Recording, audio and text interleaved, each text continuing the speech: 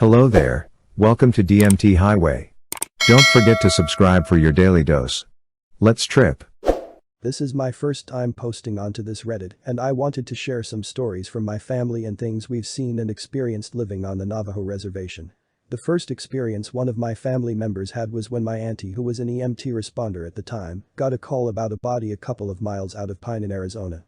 When she and her team got there, they found a body of a man with his lower half as a coyote.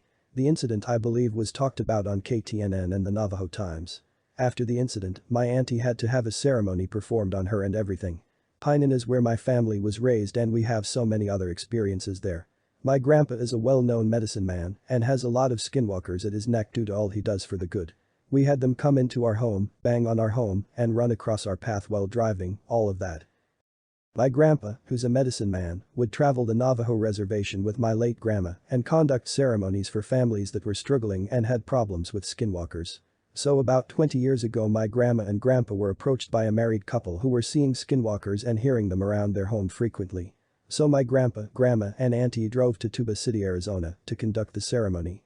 When a skinwalker does witchcraft against you, they put your belongings in a bundle wrapped in plastic bags or cloth. They can put your hair, belongings, and sometimes family member bones.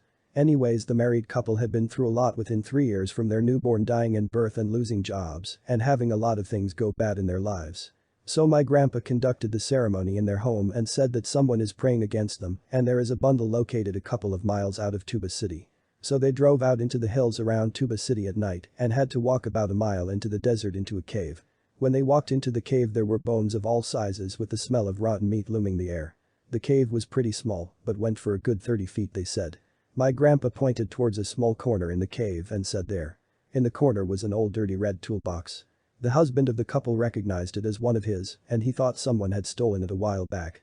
So when they opened the toolbox, there was hair, toothbrushes, hair ties, pieces of clothing. The items were laid on top of a black plastic bag, and when they moved the bag, it released what they told me was the worst smell you could possibly imagine. And when they looked at what was underneath the black plastic, the couple started crying really hard. My grandparents wouldn't tell me what it was at the time, but about a couple years ago my auntie said it was the skeleton of an infant, and it was the skeleton of their infant daughter that died in birth. I still get chills thinking about it.